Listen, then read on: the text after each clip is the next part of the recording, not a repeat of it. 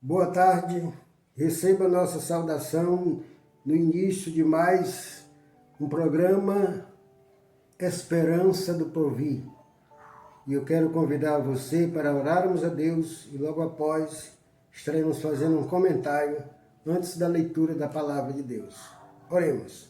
Senhor nosso Deus, nós te rendemos graça de todo o coração porque Tu és bom. E estamos sob o efeito da Tua bondade, que gera proteção, que gera segurança, que gera força, que gera capacidade para enfrentarmos as dificuldades. Que o Teu Espírito se mova nesta tarde, nas nossas vidas, nos nossos corações, para que possamos Te prestar este trabalho com interesse de coração. Nós Te pedimos tudo isso em nome de Jesus. Amém. Antes de lermos a Bíblia Sagrada, eu quero me desculpar com um erro que cometemos no programa que trouxe como tema o cristão e a corrente. O tema não era o cristão e a corrente, é o cristão e a Covid.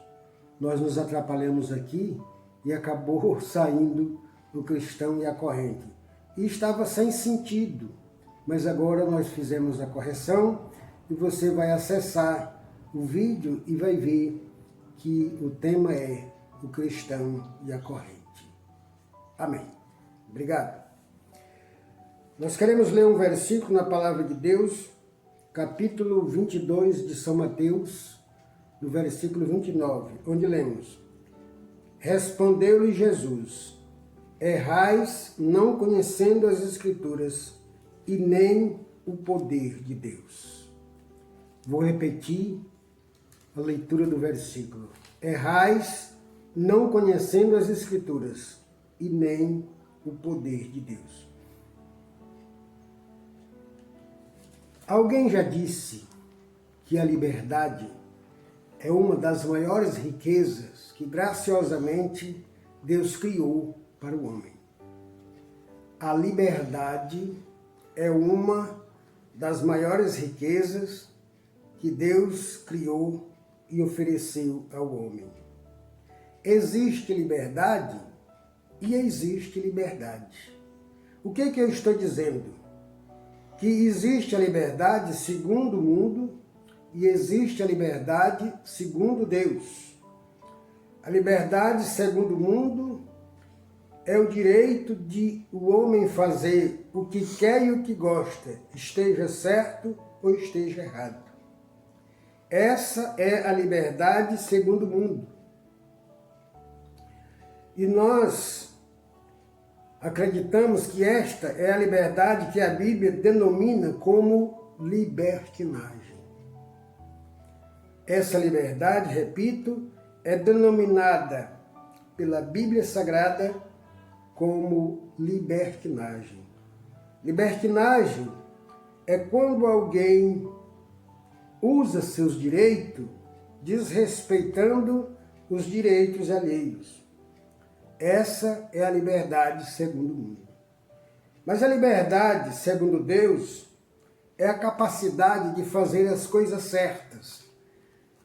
A liberdade segundo Deus produz no homem o desejo de fazer as coisas certas. Ele pode até não conseguir, mas é o que ele deseja.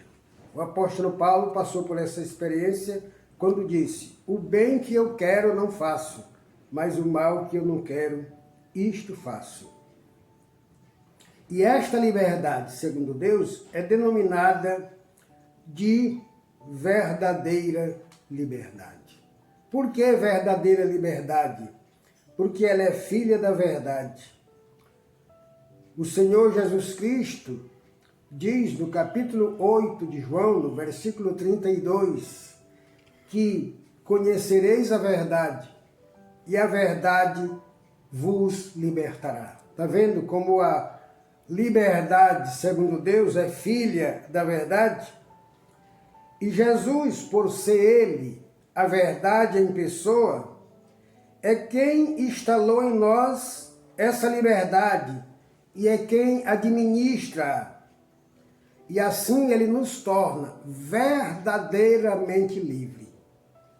No capítulo 8 de João, no versículo 36, ele diz: se o Filho vos libertar, verdadeiramente sereis livres. O que significa o homem ser verdadeiramente livre? É quando ele é livre do poder do mal e livre de si mesmo. Talvez você esteja estranhando, mas como? Como o homem se livrar de si mesmo? O homem tem uma natureza que o domina, que o escraviza.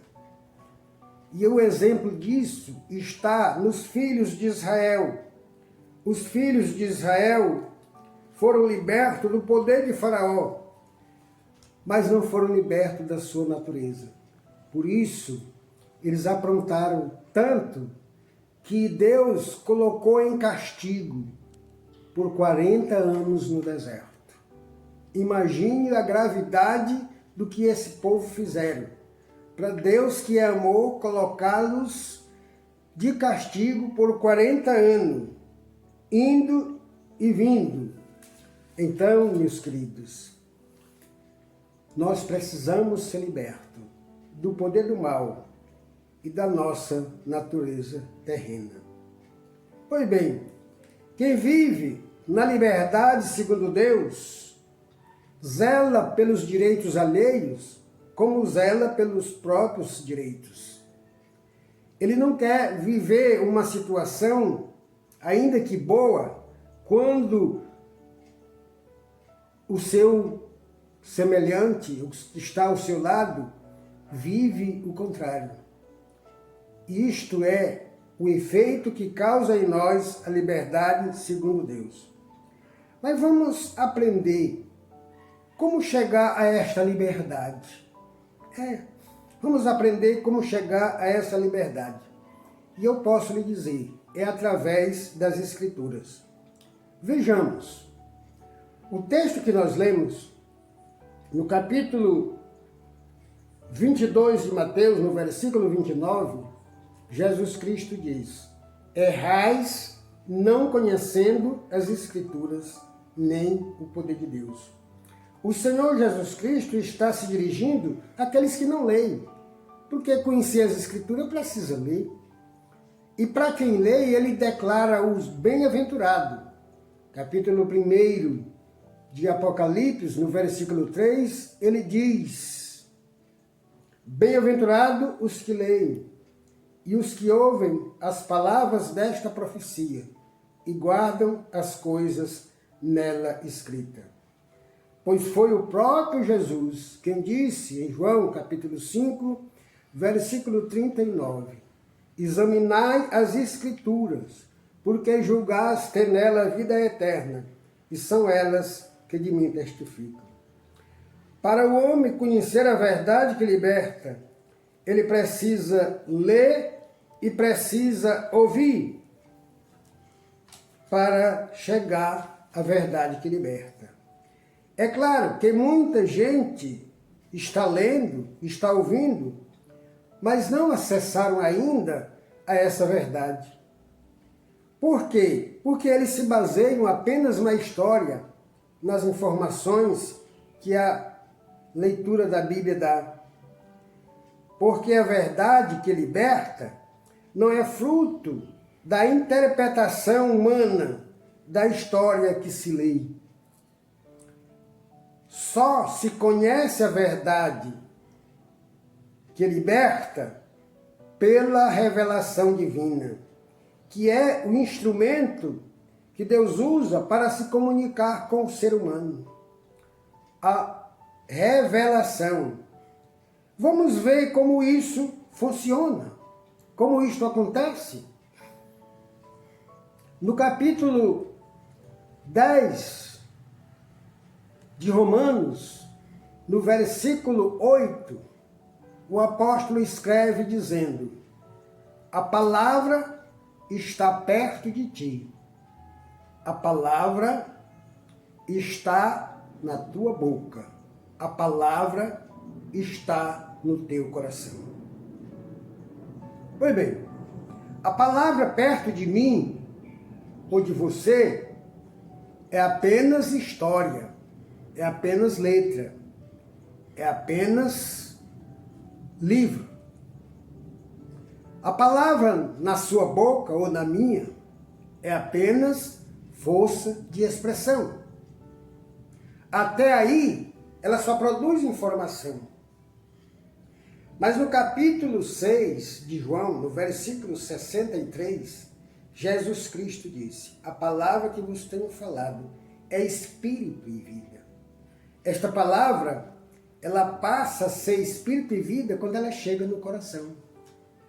Aí ela gera a capacidade do homem conhecer a verdade que liberta.